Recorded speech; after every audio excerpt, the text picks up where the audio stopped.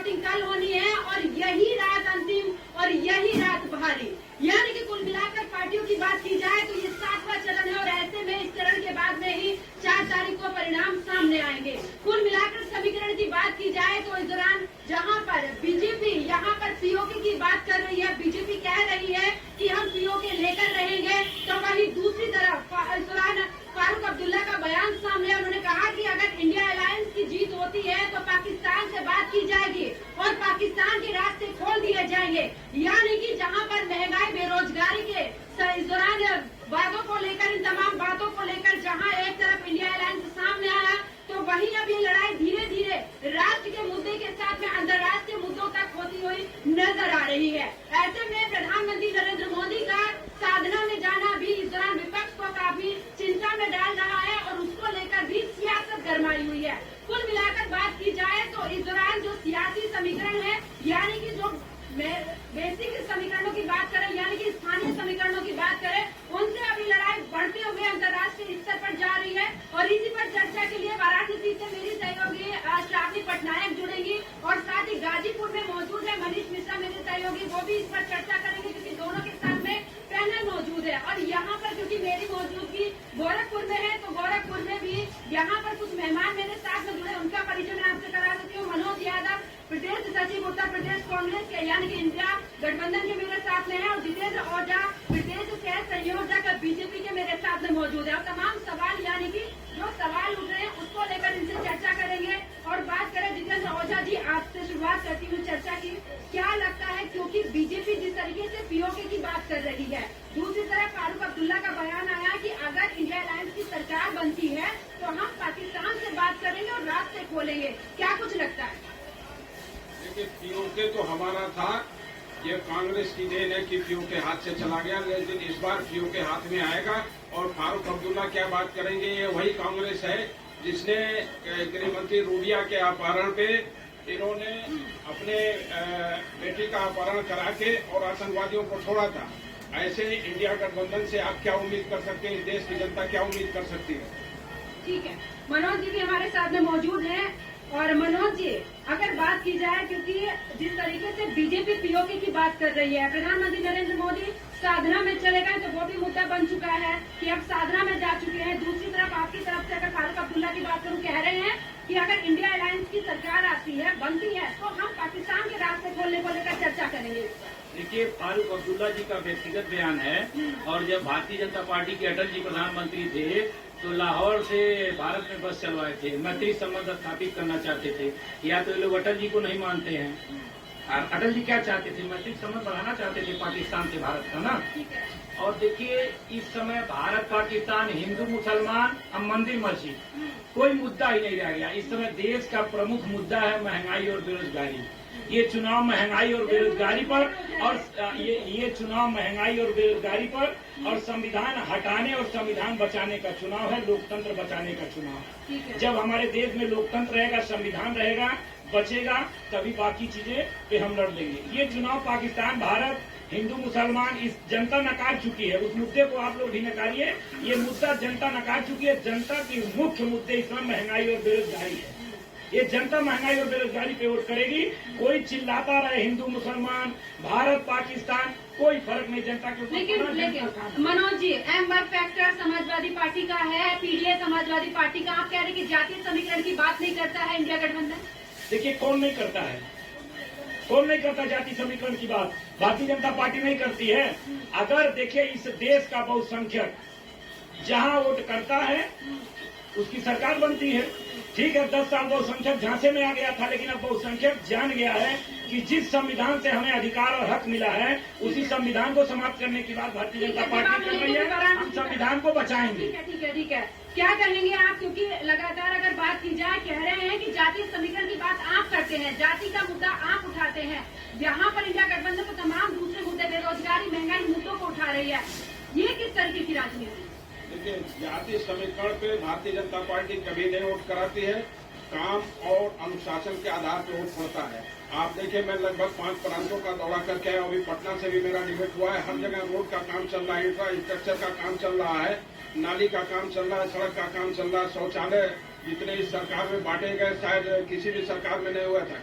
ये वही सरकार थी। मैं 200 चिट्ठी रोज लिखता था तो इंदिरा आवास 4 महीने 6 महीने पे पास होता था, कभी कभी 5-5 साल बीत जाता था, आवास नहीं पास होता था। आज मुझे पत्र नहीं लिखना पड़ता, जो पात्र है चाहे हिंदू हो, मुसलमान हो, सिख हो, ईसाई हो, किसी जाति धर्म का हो, उसको आवास पास होता है। तो जाति समीकरण से बीजेपी चुनाव कभी नहीं लड़ी है। रह गई मंदिर का, आपने चर्चा किया, तो मंदिर हमारे आस्था का केंद्र है, ये हिंदू मुस्लिम दोनों के आस्था का केंद्र है। ये वही कांग्रेस है जो मंदिर का एक तरफ ताला खोलती थी, दूसरे तरफ सदन में और कोर्ट में विरोध कराती थी। अगर मोदी जी प्रधानमंत्री नहीं होते तो मंदिर शायद न बन पाता। ठीक है, वापस लौटूंगी और चर्चा लगातार जारी रहेगी गोरखपुर से, लेकिन इस दौरान रुक करते हैं वाराणसी का, जहां पर मेरी सहयोगी श्रावणी पटनायक वहां पर मौजूद हैं। और इस दौरान अगर बात की जाए, क्योंकि यही रात अंतिम, यही रात भारी, और श्रावणी अगर बात करें क्योंकि आज ही की रात है, क्योंकि कल वोटिंग होनी है, ऐसे में सभी राजनीतिक पार्टियां जो है पूरे तरीके से दमखम लगाने की जो पुरजोर उनकी तरफ से कोशिश की जा रही है। वाराणसी में किस तरीके का रुख नजर आ रहा है इस दौरान? Shravani, over to you. बिल्कुल पंकज, जैसे ही तापमान में बढ़त देखी जा रही है, वहीं बनारस की राजनीति में भी बढ़त लगातार देखी जा रही है।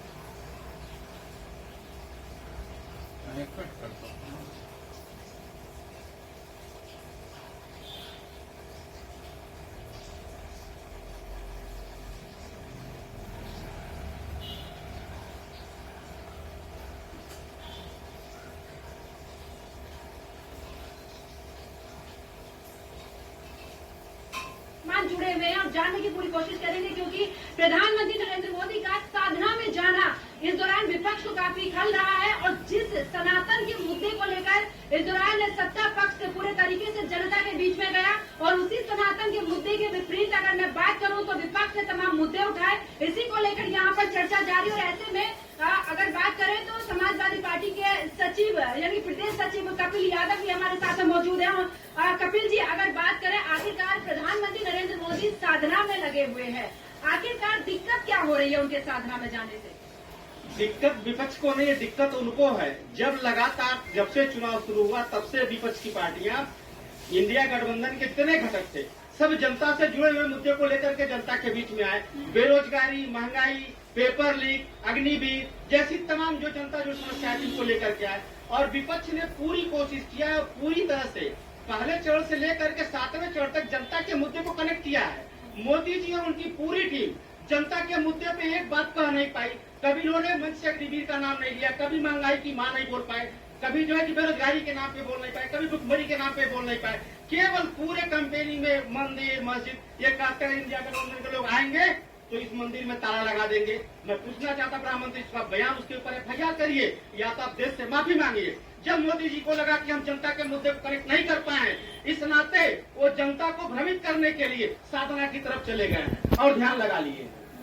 क्या कहेंगे इस पर? ये गठबंधन बहुत महान लोगों का गठबंधन बना हुआ है। ये गठबंधन जीतेगा तो इस देश को हर 15 दिन पे प्रधानमंत्री बदलना पड़ेगा। हर 15 दिन पे प्रधानमंत्री बदले जाएंगे। ऐसे लोगों का चुनाव जनता नहीं करना चाहती है। यह लोग परेशान हो गए हैं। अब आप देखिए, मोदी जी साधना काल में गए हुए हैं, उस पर भी लोगों को खुजली हो रही है, तमाम दिक्कतें हो रही हैं। हमारी लड़ाई विकास के मुद्दे पे। जहाँ तक भाई ने रोजगार की बात की, तो क्या समाजवादी और कांग्रेस या बसपा के सरकार में रोजगार शून्य था क्या? उसमें कोई बेरोजगारी नहीं थी, बेरोजगार शून्य था ऐसा तो नहीं है। हर काल में रोजगार की समस्या रहती है, कहीं ज्यादा रहती है, कहीं कम रहती है। और रोजगार को केवल सरकारी नौकरी से ही आंका जाना गलत है। व्यापार है, तमाम चीजें हैं। रोजगार होता चाहे वो जिस रूप में हो। रोजगार तो मिल रहा है और इंडिया गठबंधन रोजगार को लेकर ही सामने आ रही है। और आखिरकार ये मैं आपसे भी जानने की कोशिश करूंगी कि यही रात अंतिम, यही रात भारी, क्या धड़कनें थोड़ी तेज हैं? देखिए, सबसे पहले मैं कहूँगा, आपने साधना की बात किया है, तो विवेकानंद जी न कैमरा लेके साधना करने गए थे, न हवाई जहाज से गए थे। विवेकानंद जी नदी तैर करके गए थे साधना करने, और बिना कैमरे के गए थे। तो उस साधना में इस साधना में जमीन आसमान का अंतर है। और कपिल भाई ने बिल्कुल सही कहा, इस देश की सबसे बड़ी मुद्दा महंगाई और बेरोजगारी है। जनता ने भी, मैं पहले भी बताया हूँ कि जो भी प्रधानमंत्री जी इस तरह के मुद्दे, अब कुछ भाजपा ही कहते हैं कि 2-3 प्रधानमंत्री बदल दिए जाएंगे। अरे प्रधानमंत्री जी अपनी पत्नी को छोड़ दिए, उनकी पत्नी उनके बिना रहली पूरी जिंदगी। व्यक्तिगत में बात करो और कांग्रेस की मनोज जी व्यक्तिगत टिप्पणी नहीं, जब प्रधानमंत्री बदलने की बात हो रही है नहीं, जब सोनिया गांधी के लिए बोला जाता है, सुनिए, जब सोनिया गांधी के लिए बोला जाता है तब भी हम यही बोलते हैं व्यक्तिगत टिप्पणी नहीं। यहाँ पर डिबेट मुद्दों की है, अशोभनीय बात तो कर नहीं रहा हूँ, सही बात बता रहा हूँ। व्यक्तिगत टिप्पणी ठीक है, चलिए आप पूछे क्या पूछना चाहते हैं। और सुनिए, और कांग्रेस की पेंशन, ये तमाम लोग पेंशन से आज वो कर रहे हैं, इन्होंने पेंशन खत्म कर दिया। ये विकास की बात करते हैं, क्या इस देश में विकास नहीं था? इस गोरखपुर में विकास नहीं था? ये कांग्रेस के पूर्व मुख्यमंत्री स्वर्गीय वीर बहादुर सिंह जी आज जहां डिबेट कर रही हैं, ये योजना कांग्रेस के जमाने में स्वर्गीय वीर बहादुर सिंह जी ने लॉन्च किया था। और इस पर काम देखिए, जो सच्चाई बोलना चाहिए, इस पर काम मायावती जी ने भी किया था। जो सर्किट हाउस बना मायावती जी ने बनाया, जो नौकायन बना मायावती जी ने बनाया, अखिलेश जी ने ये जो आपके पैडलिंग है जो वहाँ से 1 किलोमीटर तक अखिलेश जी ने, योगी जी भी काम कर रहे हैं। तो ऐसा आप नहीं कर सकते कि किसी मुख्यमंत्री ने काम नहीं किया, सबने काम किया। लेकिन ये योजना जो एक रीढ़ का स्ट्रक्चर होता है, उसको स्वर्गीय वीर बहादुर सिंह जी ने ये तारामंडल योजना को लॉन्च किया था अपने मुख्यमंत्री काल में, कांग्रेस के जमाने से। ठीक है, जिन मुद्दों को लेकर आप बोलते हैं कि इन मुद्दों को लेकर हम आए हैं, हमने यहाँ पर गोरखपुर में विकास किया, तमाम विकास की बयान तो इन्होंने बता दी यहाँ पे। नहीं, इन्होंने तो विकास इतना बता दिया कि मोदी जी पत्नी से अलग क्यों रहते हैं, मैं उस पर डिफाइन कर दूं। ये नहीं, मैं डिफाइन कर दूं, उनको जवाब। वो चीज मैंने वहीं पर ही क्लियर कर दी।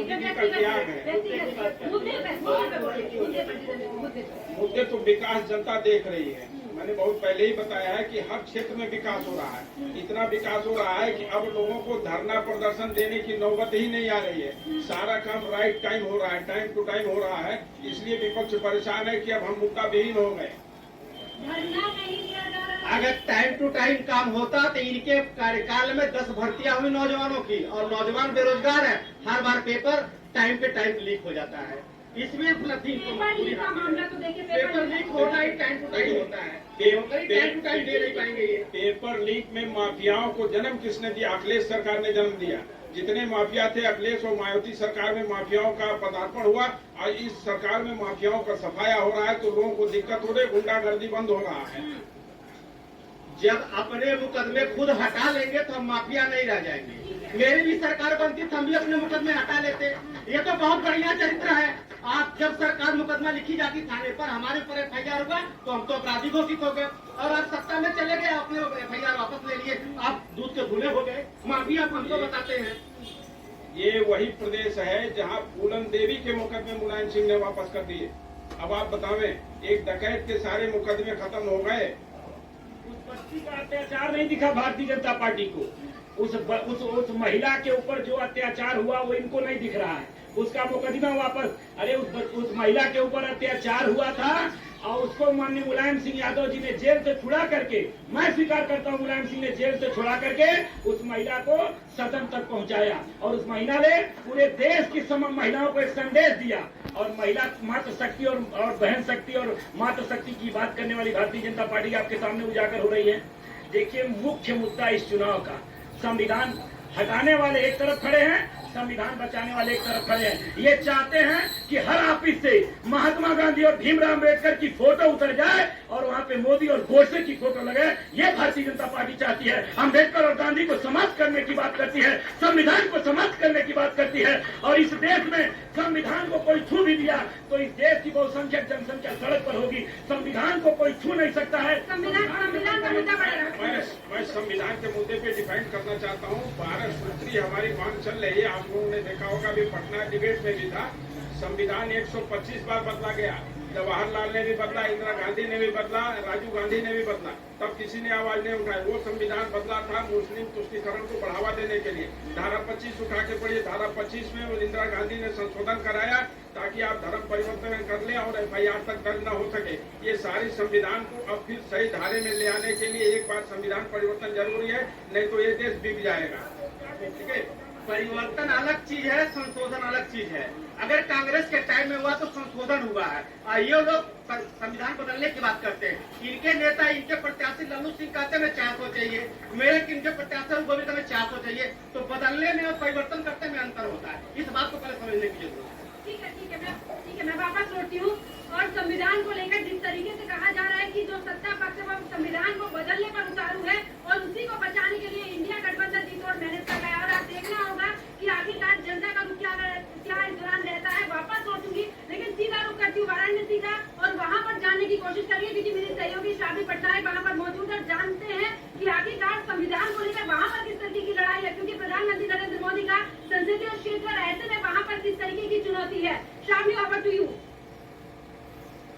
बिल्कुल पंकज, चुनौती देखिए यहाँ पर करिए, क्योंकि 50-50 का मुकाबला यहाँ पर कहा जा रहा है इस बार बनारस में। और प्रधानमंत्री मोदी की शाख जब दांव पे हो जाती है तो कई बड़े सवाल अपने आप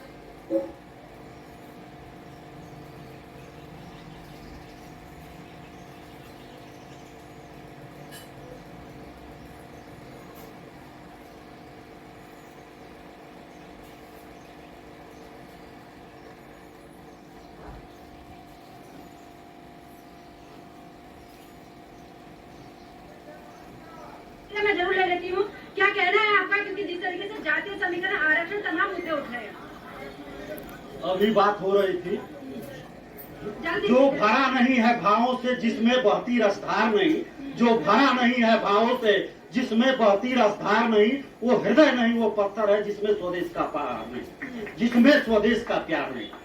हिमालय से लेकर के कन्याकुमारी तक हमारा देश है, और हम कहेंगे कि पीओके किसी के गलती से गया, राजनीतिक कारण से गया, और 1 इंच की भूमि के लिए महाभारत हुआ था। हमारा उतनी जमीन है तो हम क्यों नहीं लड़ेंगे। पीओके आज नहीं कल हमारा होगा।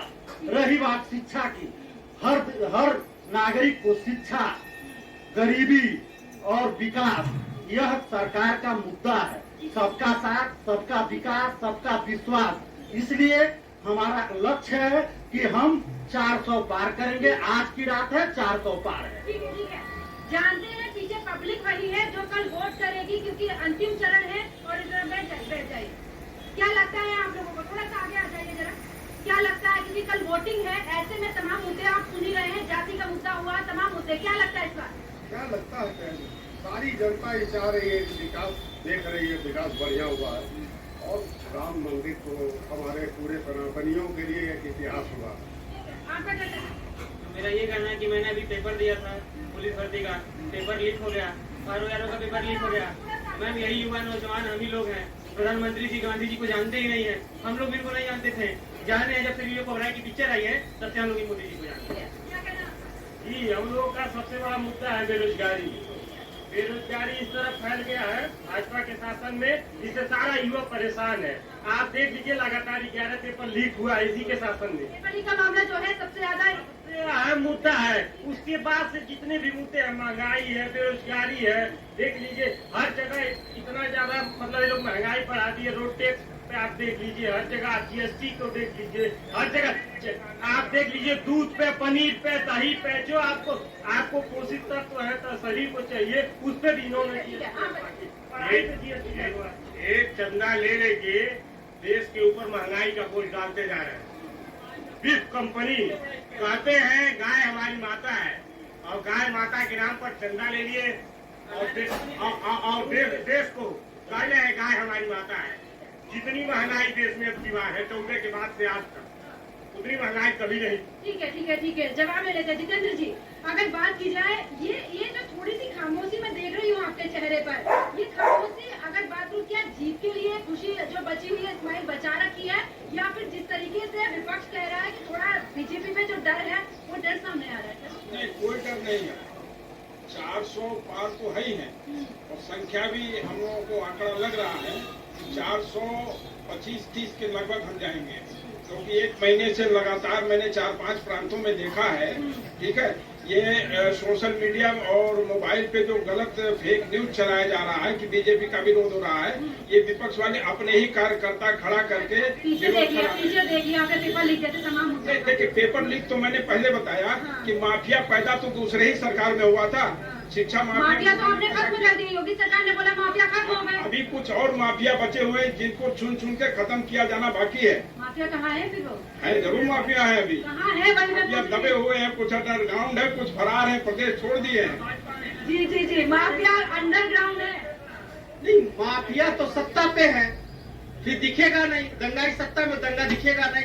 मैं इनकी एक बात का जवाब देना जो कहें कि 400 पार, ये निश्चित तौर पे भारतीय जनता पार्टी यदि आ जाती है तो डीजल 400 के पार चला जाएगा, पेट्रोल भी 400 के पार चला जाएगा, मस्टर्ड ऑयल भी 400 के पार चला जाएगा। और इसके पहले भाई साहब ने कहा है फूलन देवी जी के बारे में, फूलन देवी निषाद समाज की महिला थी, वो वीरांगना थी। अपने ऊपर हुए जुर्म जाति के खिलाफ उन्होंने बंदूक उठाई थी और ऐसी महिला के ऊपर सैकड़ों मुकदमे लाद दिए गए थे। अब यहाँ वोट पड़ने वाला है, एक निषाद समाज की महिला काजल निषाद ले रही है और उसकी जांच को डकैत बता रहे हैं।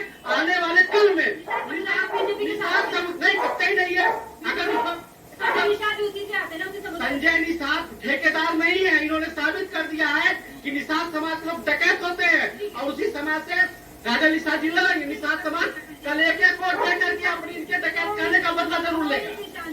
क्योंकि पानी पी लीजिए, थोड़ी सी शांति। अकुल, मैं एकदम छोटे से प्रतिक्रिया लूंगी आपको 30 सेकंड की। ये जो खुशी है जीत की है, क्या ये बाद में खुशी नजर आएगी 4 तारीख के बाद? देखिए, जनता की खुशी है। ये जो 400 पार का नारा दे रही है, तय करने वाले कौन होते हैं? तो जनता तय कर रही है ना। जनता तय प्रथम चरण से कर रही है और कल भी तय कर देगी।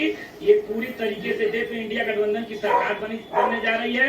इस देश के लोग अपने संविधान की रक्षा करने जा रहे हैं।